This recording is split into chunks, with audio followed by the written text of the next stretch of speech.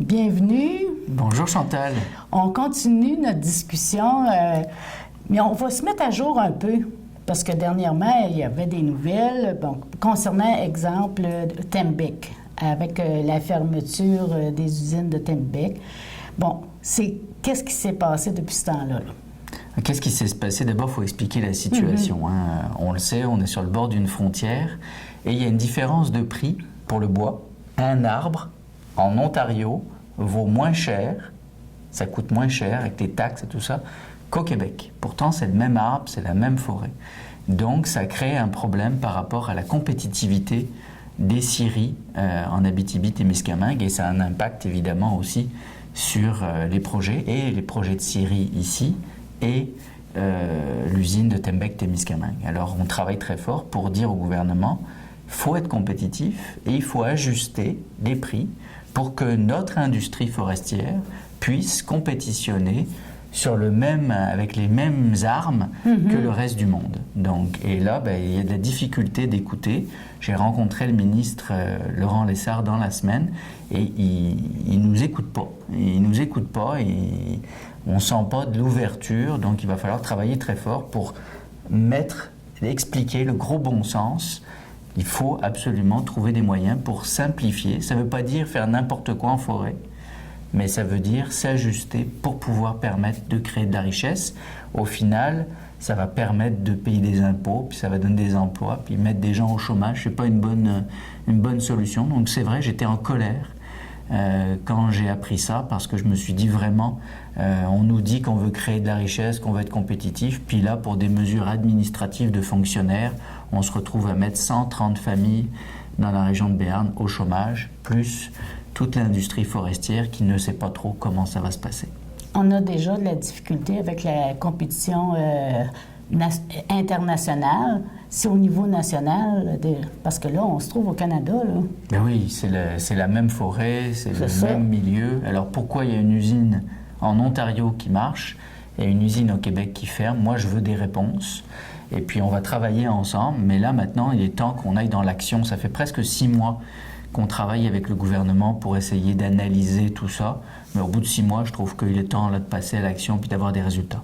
Mais vous ne sentez pas aucune ouverture? Il y a des petites choses qui se font, mais pas à la vitesse où on le souhaiterait. Les marchés sont là, les usines tournent, les employés veulent travailler. Alors pourquoi est-ce qu'on attend? Moi, je demande des réponses concrètes. Je les ai demandées au ministre. Je vais recontinuer encore la semaine prochaine. Je retourne à Québec. On va repousser là-dessus pour pouvoir relancer notre industrie. On sait qu'on en a de besoin. Actuellement, on ne peut pas dire que l'économie du Témiscamingue est florissante. Donc, si en plus on a des difficultés d'ordre administratif, c'est inconcevable. Ça, oui, je le conçois. Une autre nouvelle, mais celle-là plus positive. Il y a quand même, parce que c'est une entente que vous avez signée, mais ce n'est pas finalisé comme tel entre les Premières Nations. Les Premières Nations, merci. Et ainsi que la MRC et Énergex. Oui. Mais là, c'est pas finalisé dans quel sens? Parce que je pense que c'est au niveau des quotas, des retours, en tout cas.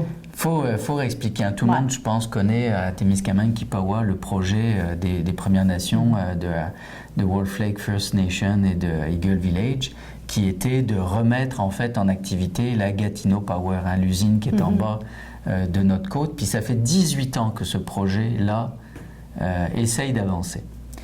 Là, on l'a vu, on le voit de ce qui se passe ailleurs, des projets où on n'est pas tous des vrais partenaires impliqués dans la réalisation d'un projet. On en est arrivé à la conclusion avec Harry Saint-Denis et Madeleine Paul que si on ne se mettait pas ensemble concrètement, en tant que partenaire investisseur dans un projet, on n'aurait jamais de projet. Donc c'est ça qui a changé. On a re-signé une nouvelle entente où les municipalités, parce que là on parle de la MRC, mais ça veut dire les municipalités, on parle de Témiscamingue, on parle de Kipawa, on parle des municipalités qui sont autour du lac, mais de toutes les municipalités, on devient des actionnaires. On va aller se battre ensemble pour obtenir des droits de produire de l'électricité. Alors c'est ça qui a changé. Donc là, quand on est partenaire financier, il y a une répartition des coûts, mais il y a une répartition des revenus. Des revenus. Ça, c'est ça qu'on n'a pas encore fait. Et je vous le dirai, et c'est la position aussi de Harry et de Madeleine, ça, c'est pas si important que ça. Parce que l'important, c'est que d'abord, le projet se fasse. Hein, c'est un projet de près de 200 millions de dollars, donc c'est un projet très important. Et c'est un projet qui, de toute façon, les retombées vont se dépenser dans la communauté. Alors, est-ce qu'il y en a 1% de plus pour l'un ou 1% de plus pour l'autre? L'important, c'est de réaliser le projet et d'avoir des vraies retombées économiques locales et régionales. Alors là, on va travailler très fort. On a mis à jour tous les documents de notre projet. On va donner beaucoup d'informations à la population, mais il y a des étapes à faire. D'abord, il faut avoir un avis du gouvernement que ce projet peut se faire. À partir de ce moment-là, eh bien, on va consulter la population, on va travailler avec les gens d'ici, parce que c'est sûr que si ce projet se fait là, c'est un projet qui va, pendant 4-5 ans, avoir de la construction de façon importante. Donc, un très très beau projet pour nous.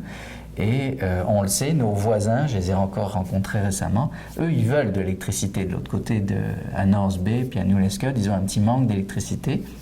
On en importe, nous aussi, de l'Ontario, plus de la région d'Ottawa. Alors, c'est vraiment, le timing est bon pour nous de réaliser ce projet et d'enfin récupérer un peu d'argent de nos ressources naturelles, dont l'hydroélectricité. Hein. Au Témiscamingue, il y a plusieurs centrales, mais elles nous rapportent absolument zéro. Non, c'est ça. Même pas de taxes. Même pas de taxes. Alors, il faut absolument qu'on trouve des outils de développement. Et le gouvernement nous dit, trouvez des projets, on va vous supporter. Là, on a un beau projet avec des excellents partenaires. Moi, je suis très content de l'ouverture de Harry Saint-Denis et de Madeleine Paul dans ce projet-là. Je pense que c'est un projet qui correspond à leurs valeurs, qui va permettre beaucoup de développement dans leur communauté aussi. Donc, c'est un projet qui est gagnant-gagnant et on va mettre toutes les énergies pour le réaliser. La dernière fois qu'on avait entendu parler de ce projet, c'est certain qu'il parlait d'études environnementales, etc. Est-ce que tout ça a avancé pendant ce temps-là? Non, on en est vraiment au tout début. On ne voulait pas dépenser des argents tant qu'on ne savait pas si on aurait le droit de faire le projet. Hein. Il faut le faire par étapes. La première chose, c'est d'obtenir les droits hydrauliques et la permission qu'Hydro-Québec rachète l'électricité. Ça, c'est la condition première parce qu'au Québec, il faut passer par Hydro-Québec. On ne peut pas directement vendre. On ne pourrait pas se brancher sur la ligne puis vendre à North Bay. Il faut passer par Hydro-Québec. Donc ça, c'est la première chose. Dès qu'on va avoir un signe positif, là, on va entreprendre toutes les études. Donc il y a beaucoup d'études environnementales à faire. Il y aura un BAP. Ça, c'est soumis à des projets de cette envergure-là. Et on informera bien en amont la population. D'ailleurs, si les gens ont déjà des questions, on peut déjà donner des réponses, mais pas toutes les réponses. Hein. On l'a déjà vu avec Opémican, on l'a déjà vu avec Matamec. Moi, je dis aux gens, attention, ne partons pas en peur. Là. Ça a déjà fonctionné ici pendant des années et des années, ce projet-là. Avant, il y avait une pipe qui passait en plein dans la ville. Aujourd'hui, elle passerait plus loin de la ville, mais sous la terre. Ce n'est pas quelque chose qui va changer de façon majeure, mais si on a des réponses, on peut vous les donner, mais il y a beaucoup de réponses qui sont à venir quand on fera les bonnes études. Exactement, parce que vous devez attendre. Oui, soyons patients un peu. C'est sûr que ça fait longtemps qu'on en parlait, il y a déjà eu des consultations, il y a eu plein de choses, mais c'est un nouveau projet avec aussi des nouvelles technologies, des nouvelles façons de faire, puis des nouveaux partenaires. Alors les Premières Nations et les élus, on va avoir un mot à dire dans ce projet-là. C'est pas un projet qu'on achète puis qu'on allume. Là. C'est ça. On va pouvoir le développer aussi en fonction de nos besoins et de nos particularités. C'est ça qui est très différent dans ce projet-là aujourd'hui. On travaille main dans la main. Ben oui, et puis c'est comme ça qu'on construit puis qu'on va être capable de faire d'autres projets par la suite en réussissant un important comme celui-là. Là, j'imagine qu'il n'y a pas seulement ça. Hein? À la MRC, on parle le projet des nos chers bébés, là, petits cochonnets. Qu'est-ce qui se passe avec ça? C'est des projets complexes. Hein. Aujourd'hui, au Témiscamingue comme ailleurs, dès qu'il y a des projets d'envergure, c'est difficile. Il y a des questions d'acceptabilité, du pas dans ma cour, sont des projets qui sont difficiles, mais sont des projets qui doivent avancer, sont des projets qui si ils se font, ils doivent se faire correctement. Faut faire confiance aussi un petit peu au ministère de l'Environnement. Faut regarder que les projets évoluent. Hein. Aujourd'hui, on ne construirait pas même une usine comme celle-ci. On ne ferait pas des choses comme on faisait il y a 30 ans ou il y a 40 ans. Il y a des lois. Il y a des lois, il y a des normes, il y a des règles, il y a des technologies qui sont sur le marché qui permettent de faire des projets de qualité. Alors, nous, on le suit, on regarde comment ce projet va évoluer. Mais encore là, un petit peu comme le projet hydroélectrique, moi j'invite les gens à discuter, à se renseigner, au lieu de tout de suite se mettre à se battre. La municipalité de Lorrainville veut mettre en place une table d'harmonisation dans laquelle on pourrait avoir des questions, répondre à des questions. C'est la façon de travailler. Il faut qu'au Témiscamingue, on trouve un mécanisme pour qu'à chaque fois qu'il y a des projets, on puisse les regarder de façon objective, réaliste, raisonnable, et puis après de voir est-ce qu'il y a des choses à corriger ou est-ce que de toute façon ce projet-là il n'est pas bon pour nous. Mais il faut au moins permettre aux promoteurs de faire leurs études et de se sentir bienvenus. Si on continue, là, les promoteurs ils viendront plus. Là. Même un petit commerce ici maintenant, on se dit écoute, on va-tu avoir un peu de support de la population ou on n'en aura pas? Alors c'est valable à Témiscamingue et Kipawa comme c'est valable partout ailleurs. Si on veut garder nos services, puis je l'ai déjà dit, ça c'est quelque chose que je dis souvent, si on veut garder notre école, si on veut garder notre hôpital, si on veut garder nos commerces de proximité, hein, il faut travailler sur notre économie. On a perdu 20% de la population ici, à Témiscamingue, en 5 ans. Et c'est beaucoup. C'est énorme. C'est énorme. Alors, c'est évident qu'on ne peut pas garder un niveau de service pour une ville de 3000 quand on en a 1500. Vous comprenez bien que ce n'est pas possible. Alors il faut vraiment, et il n'y a pas 36 solutions dans la vie. Hein. Aujourd'hui, avec le gouvernement qu'on a, il faut être efficace, il faut être rentable, et on ne paye plus des services pour lesquels il n'y a plus la population ou il n'y a plus les revenus. Donc il faut faire un choix, c'est ça le développement durable. Oui à la protection de l'environnement, mais oui aussi à un certain degré de développement économique, et l'humain à travers tout ça doit être présent. Alors il faut discuter, il faut trouver.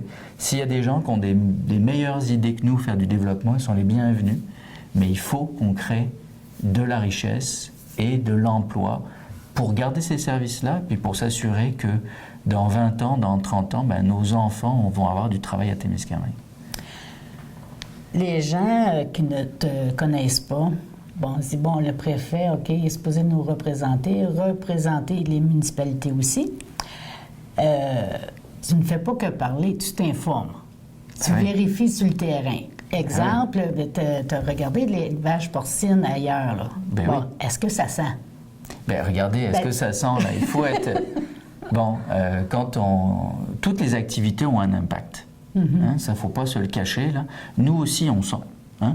Et puis nous aussi, on envoie nos déchets dans un système de traitement et on est géré en liquide chez nous aussi. Hein. Alors moi, si on veut tout le monde avoir des toilettes sèches au fond du jardin, dites-le moi. Mais moi, je ne suis pas sûr que ma femme accepterait. Donc il faut aussi regarder que l'agriculture a évolué et que les techniques ont évolué. Nous, on a vu des fermes, on est allé voir des fermes dans la région de Portneuf, on s'est renseigné beaucoup. Moi, je viens d'une région aussi en Bretagne où il y en a de l'industrie porcine. Et oui, il y a eu des mauvais coups, mais oui, aujourd'hui, il y a des technologies qui permettent de limiter au maximum les odeurs. Et moi, personnellement, celles que j'ai vues, je n'ai pas senti quoi que ce soit. Donc aujourd'hui, on enfouit le liquide, le même liquide que nous, dans la terre. Et puis, c'est pas toute l'année que ça sent. Tu sais, ça se fait pas tous les jours, on arrose avec... Là, on est dans de la folie. Là. Il faut vraiment regarder les choses telles qu'elles sont, puis donner la chance. Il y a 5 projets de maternité. Regardons qu'il y en ait une qui se construise, regardons les résultats, puis si jamais il y a des problèmes, on corrigera. Mais je vais vous donner une petite statistique qui est intéressante. Hein. Dans les années 50, il y avait 15 000 ports au Témiscamingue. Au Témiscamingue. Au Témiscamingue. OK. Aujourd'hui, il y en a 500. Et Jupiter. Bon. Ouais. Alors, si on rajoute 6 000, 7 000, on va être encore à 7 000, 8 000, et on a déjà été à 14 000. Bon, est-ce que c'était une catastrophe dans les années 50, 60?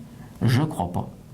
Donc, il faut regarder tout ça et de se dire, oui, les choses évoluent, oui, il faut être vigilant. Il faut être vigilant en tant que citoyen, en tant que municipalité, en tant que préfet. Puis il faut faire aussi confiance au ministère de l'Environnement, à tous les partenaires qui vont s'assurer qu'un projet se fasse bien. Une entreprise comme Olimel, ou n'importe quelle entreprise, si ça va mal, ça va lui donner une mauvaise image corporative.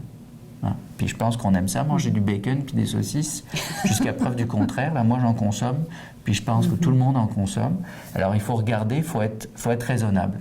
Est-ce que je veux manger du bacon et des saucisses? Oui. Est-ce que je veux que ça se fasse dans des bonnes conditions? Parce que là, ils viennent au Témiscamingue pour une bonne raison, c'est qu'il n'y a pas de maladie. Ça va leur permettre de ne pas donner des antibiotiques tout le temps aux animaux parce qu'ils le font dans un espace sain, protégé, avec des conditions de salubrité. Alors, on fait des choix dans la vie.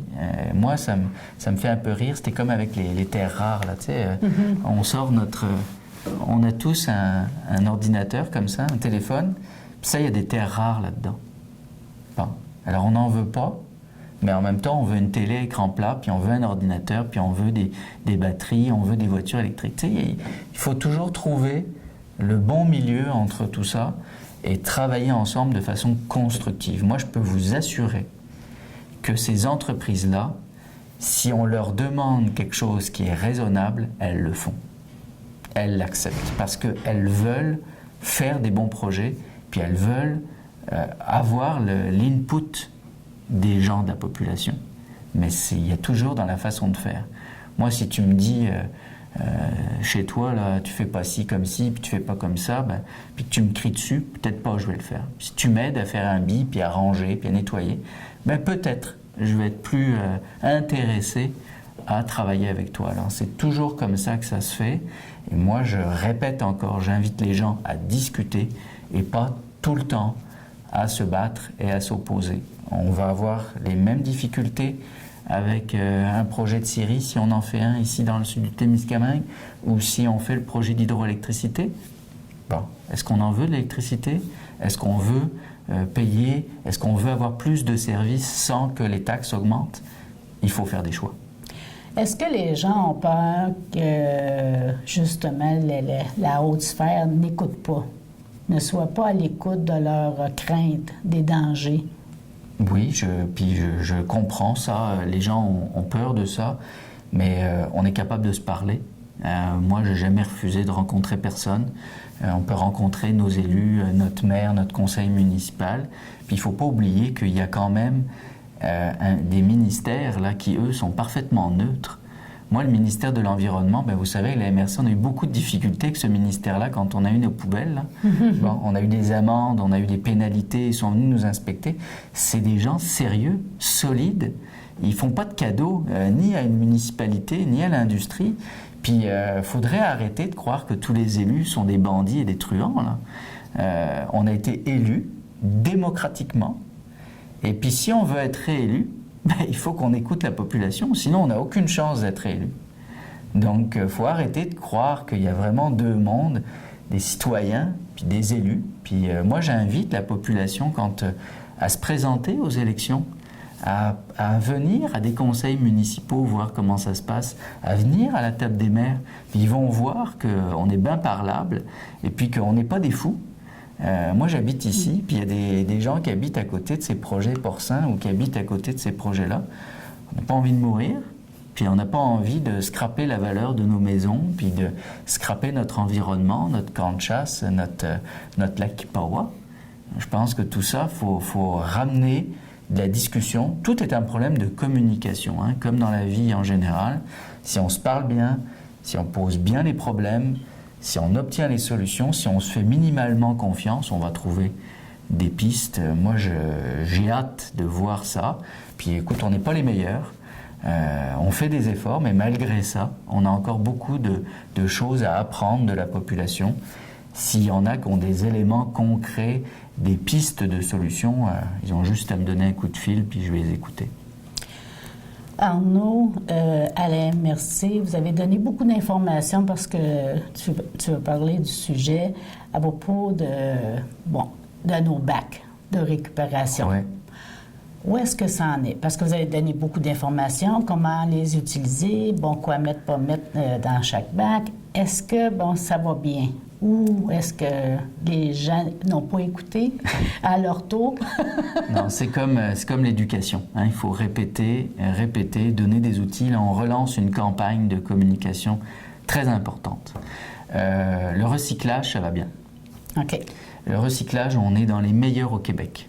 Yes. Oui, non, il faut le dire parce qu'on est dans les meilleurs au Québec. On a plus que 75% de récupération du recyclage. C'est très bien géré. Je suis allé encore dernièrement voir comment, parce que vous savez qu'on les envoie à Gatineau. On fait partie d'un regroupement de municipalités. On a un très gros centre qui s'appelle Tricentris. J'invite les gens à aller voir ce que c'est. Peut-être même ça pourrait faire l'objet d'un reportage. C'est extraordinaire. C'est une énorme usine à Gatineau qui trie notre recyclage, puis qui vend, puis qui transforme. On transforme même notre verre, on fait notre poussière de verre pour l'incorporer dans le béton des trottoirs à Montréal. Alors vous voyez, on fait plein de choses qui sont intéressantes au niveau du recyclage. Moi je dis bravo à la population. Là où on a des faiblesses, c'est sur le compost. Le compost, il y a encore trop de gens qui n'en font pas ou qui le font mal. Ça veut dire qu'ils mettent leur compost dans un sac en plastique, par exemple. OK. Ou qui mélangent des choses qui ne sont pas compostables avec du compostable. Alors nous, on a une plateforme de compostage. Dès qu'on a des choses qui ne vont pas, on est obligé de mettre à la poubelle. Mais non, et moi, parce ça que vous pouvez m'arrive. pas séparer. Ça m'arrive de mettre des camions à la poubelle. C'est Oui. arrivé très peu, mais c'est arrivé. Parce qu'il y a des gens qui avaient mis des pots de peinture, des vieilles batteries, Dans le compost. des batteries de voiture. Ben oui. Alors, des choses comme ça contamine tout. Je comprends. Des produits chimiques, bidons d'eau de Javel, vous imaginez pas là. Alors ça, c'est sûr que quand quelqu'un met une batterie de char qui se fait écraser dans le camion, puis qu'il y a du liquide, Là, c'est répandu. ben voilà. Alors ça là, il faut absolument s'assurer qu'on composte mieux, parce que les municipalités, vos taxes, on a un indice de performance. Alors chaque mois, les maires reçoivent la performance qu'ils ont eue par rapport au volume de déchets qu'ils ont produits. Et à Témiscamingue et Kippawa, on produit plus de déchets que dans le reste du comté. Ça veut dire que le recyclage Ça veut dire que le compostage, il y a un petit travail à faire. Alors, OK. on y travaille. La ville a pris beaucoup d'actions avec les agents verts, avec plein de bonnes mesures. Et puis, c'est sûr qu'on a des particularités. On vit près d'une frontière, on vit dans une ville. Alors, il y a des choses à adapter. Mais moi, j'encourage les gens. Plus ils vont composter, moins les poubelles vont coûter cher. Ben oui, parce qu'on remplit moins la Je vais vous poubelle. donner le prix. Ça nous coûte 40 $ de gérer une tonne de compost. Ça nous coûte 125 $ de gérer une tonne de déchets. Bon. Alors le calcul est facile à faire. Puis si les gens veulent voir ce qu'on fait avec leurs déchets, qui montent là vers Ville-Marie, à Fabre, ils peuvent s'arrêter, ils peuvent aller voir ce qu'on fait. On a des andins de compost, on a notre tri, on a nos ballots pour faire le recyclage. Tout est là. J'invite les gens à aller se renseigner. Mais vraiment, c'est important. Et là, vous savez, on travaille un autre projet, un projet d'incinération, qui lui aussi va nécessiter de l'acceptabilité sociale pour justement réduire le coût. Parce que qu'est-ce que ça nous coûte, les déchets? Le problème, c'est le transport. On n'a pas le droit de les envoyer en Ontario. Ouais. Donc, on doit les envoyer à Rouyn-Noranda. Donc, votre petit bac noir, là, il voyage jusqu'à Rouyn-Noranda pour se faire enfouir dans un trou. C'est pas très logique. Non. Alors là, on regarde vraiment une solution pour dire, on va la partie noire, puis il faut qu'il y en ait peu, puis il faut qu'il soit de qualité. On va la brûler pour éviter ce transport-là à Rouyn-Noranda, et puis de contrôler nos coûts, parce qu'à Rouen, ça peut augmenter. Là, nous, on n'a aucun contrôle sur ça. Non seulement il y a les coûts qui deviennent beaucoup plus dispendieux, mais les gens se disent plus à l'écoute de l'environnement, etc.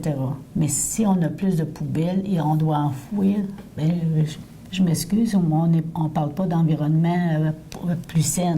Non, et puis j'aimerais parler de ce qu'on fait en forêt. Parce que ça, là-dessus, on a un gros travail à faire. C'est pas parce qu'on est dans le bois qu'on jette tout par la fenêtre. Oui, ça est revenu au printemps. Il y en a ça. partout. Partout. Il y a eu un exercice qui a été fait avec un groupe environnemental là, de Rouen pour dénoncer les dépôts sauvages. J'en ai vu de mes yeux, c'est abominable. Alors on a des écocentres, c'est gratuit que vous ayez amené un vieux frigo, une vieille TV, des vieux matelas, des vieux morceaux de char, des vieilles batteries encore là, des pots de peinture, s'il vous plaît, amenez-les. On a des poubelles à l'entrée de la ZEC, on a un écocentre à Témiscamingue et à Kipawa. Il faut absolument arrêter ça. L'impact environnemental de laisser ça en forêt, d'abord c'est affreux, 2 c'est très dangereux pour l'environnement, pour la faune, pour la flore, puis un jour il va falloir aller ramasser ça. Et l'estimé qu'on fait actuellement, c'est que pour nettoyer notre forêt, qu'on aime tant, ça prendrait 1 million par année pendant 10 ans pour ramasser tous les vieilles autos, les vieux vestiges qu'on a laissés en forêt. Alors, on a fait des gros efforts pour nos poubelles à la maison. Maintenant, moi, j'invite les citoyens à faire la même chose, puis à avoir le réflexe. Quand on va à notre camp, ben, on ramène notre petit sac de déchets, puis on le dépose dans un bac. C'est pas plus compliqué, mais ça fait toute la différence. Si on veut vraiment être cohérent, là, on veut protéger l'environnement, c'est encore incroyable le nombre de gens qui jettent leurs déchets dans le lac. Dans le lac, ils mettent une pierre dans le sac, puis pfff. Imagine. Alors ça, on ne peut pas faire ça, on ne peut plus faire ça, là. On est en 2014, il faut faire attention. 2015 déjà. 2015, alors c'est encore pire. C'est encore pire, Parce que Chantal. si tu Ben le oui, dis c'est ça, ça plus va trop en vite. 2014. Mais c'est vraiment important que, et tout ça, ça va avec ça. On a le droit de critiquer, de donner des choses, à condition que nous aussi, en tant que citoyens, on fasse attention à notre environnement. On parle d'éducation, on parle les citoyens qui sont ici. Mais il y a des citoyens qui sont là seulement dans la saison estivale. Est-ce qu'eux ont la même information? Moi, par expérience, ayant demeuré sur le bord d'un lac, il y avait des voisins pendant l'été qui viennent de l'extérieur. On parle de l'Ontario, etc. Mais eux, ça ne les dérange pas. Le compost, le recyclage, etc., ça jette ça n'importe comment. Est-ce que l'éducation devrait se faire un peu plus pour ceux-là? Oui, et d'ailleurs, c'est ça en partie qui explique qu'on a plus de déchets au Témiscamingue. Les gens qui viennent, les gens de la construction, ben, ils ne sont pas toujours au courant. Alors, il faut faire des communications différentes. En même temps, quand on va dans un autre pays, ou même quand on va en Ontario, on se renseigne. Les couleurs, c'est des couleurs internationales. Bleu, c'est le recyclage. Vert, parce que vous savez, avant, on avait d'autres couleurs. Noir, c'est les poubelles, puis vert, c'est le compost. Donc, c'est des couleurs qui sont internationales. Il y a des pictogrammes, des petits dessins qu'on peut coller aussi sur les bacs. Là, s'il y a des gens qui ont des pourvoiries, des hôtels, des choses comme ça, on peut leur fournir des logos, des pastilles, des petits documents. Et puis c'est aussi une responsabilité de citoyen. Si on a un voisin qui vient l'été puis qui ne sait pas comment ça marche, je pense que juste de lui expliquer, souvent les gens sont de bonne volonté. Nous, on est allé en Suède l'année dernière pour voir comment on faisait le tri et tout ça. On se renseigne, les gens nous expliquent, puis oui, il faut séparer le verre, il faut séparer le papier, il faut séparer le carton, il faut séparer le fer. Ça fait partie d'un apprentissage, mais quand on vient dans une région comme la nôtre, pour sa nature, pour sa qualité de vie, pour la propreté de son environnement, moi je pense que les gens sont voulants. Alors il faut juste leur donner les bons outils. Et on travaille là-dessus actuellement avec des campagnes bilingues, avec des outils Internet, avec des documents comme ça pour améliorer encore, sensibiliser encore. Et puis, je sais qu'à l'école, il y a beaucoup de travail qui se fait aussi. Alors tout ça, ça va prendre du temps. C'est normal, mais il faut améliorer ça parce que ça nous coûte encore trop cher. Les résultats, on devrait avoir des meilleurs résultats que ça. On a parlé d'économie, on a parlé d'environnement, de plusieurs poubelles. de poubelles. Bon, du côté touristique, est-ce qu'il y a quelque chose qui se prépare, qui va être très bien là, pour notre région? Bien, on sait qu'on a le projet au Pemmican, là, qui, cette année, il y a vraiment des travaux, là, donc ça, c'est important. Je suis allé dernièrement à Québec parce que j'avais des craintes. Je ne vous le cache pas, avec toutes les coupures, là, je voulais m'assurer que tout était en place. Et on a pris un peu de retard, faut l'avouer, mais là, il y a de la décontamination qui se fait. Il va y avoir 2 grands travaux qui vont se faire en fait cette année au parc au Pemmican. La décontamination, plusieurs millions qui vont être investis pour décontaminer le site, parce qu'on ne peut pas reconstruire. Vous savez, dans le temps, puis il y a des anciens ici qui me disaient, on mettait de l'acide à batterie sur le chemin, mais comme ça, l'herbe ne poussait pas. Jupiter, je comprends. Je comprends. On faisait les vidanges par terre, puis c'était une autre culture, puis oui. c'est pas une critique. Non. Mais on ne peut pas faire un parc national, on ne peut pas faire une plage avec des baignades, avec des vieux morceaux de fer dans le lac, avec de la décontamination. Donc il y a un gros travail de décontamination qui se fait cette année. Et l'autre gros chantier, c'est que le chemin Cedar Pine va être fait. Jusqu'au parc au Pemmican. Donc là, il va y avoir des travaux routiers pour améliorer l'entrée du parc, pour faciliter aussi tous les futurs travaux qu'ils vont faire. Vous savez, il y a 2 petits ponts. Moi, j'avais participé quand j'étais agent de développement à faire ce petit chemin puis à l'améliorer. Ces 2 petits ponts-là, ils sont finis. Il faut les refaire. Donc on va en profiter. On va probablement aussi changer le chemin, un peu de place, s'éloigner un petit peu des résidences qui sont là. On va travailler des choses. Donc, il va y avoir 2 gros chantiers qui vont se faire. Et toute la planification va se faire aussi cette année. Tous les plans, les chemins, tout ça, on va commencer à planifier pour vraiment avoir des travaux importants en 2016 puis en 2017. Donc, ça, c'est des gros chantiers. Vous savez que c'est un projet d'environ 30 millions de dollars. Et le reste est en train de se travailler. Il y a des projets de gens de Témiscamingue et de Kipawa aussi qui commencent à se préparer, à s'arrimer, à faire leur plan d'affaires. Il va y avoir aussi des sommes là, pour aider les Algonquins à faire des projets de développement touristique. Alors on va travailler ensemble pour essayer de développer des choses concrètes. Et on travaille beaucoup avec l'Ontario. Ça, les gens vont voir bientôt là, dans leur boîte aux lettres, tout ça, le tour du lac. Alors on travaille avec North Bay, Mattawa, on travaille avec New Liskeard, puis le côté du Témiscamingue pour vraiment faire une boucle, puis développer des choses ensemble. Alors ça, c'est un très beau projet dont on est très fiers. Ça devrait aussi apporter des retombées économiques intéressantes. Alors au niveau touristique, le tourisme, c'est une belle opportunité pour le Témiscamingue, mais il ne faut pas non plus croire que c'est la bouée qui va tout sauver. Le tourisme, c'est une bonne chose quand on a aussi une économie, une première, une deuxième transformation solide. Alors, c'est un plus, on travaille beaucoup dessus, on investit beaucoup, mais il faut des promoteurs. Il faut que les gens ici, s'ils ont des idées, des projets, il faut nous en parler, il faut appeler à la société de développement, il faut appeler à la MRC, il faut appeler dans votre ville, il faut parler à vos agents de développement locaux, parce qu'on a des moyens, des outils pour vous préparer à la venue de ce parc-là. Le parc ne fera pas tout, il cherche des partenaires dans tout. Des profs d'escalade, des profs de canot, des sorties de nature, les oiseaux. Il y a plein d'opportunités et de contrats, de choses qu'on peut travailler ensemble. Alors, j'invite les gens là. L'économie, c'est pas seulement des gens de l'extérieur, c'est surtout des idées et des projets locaux par des gens de la région. On a fait beaucoup le tour d'un peu plusieurs sujets différents.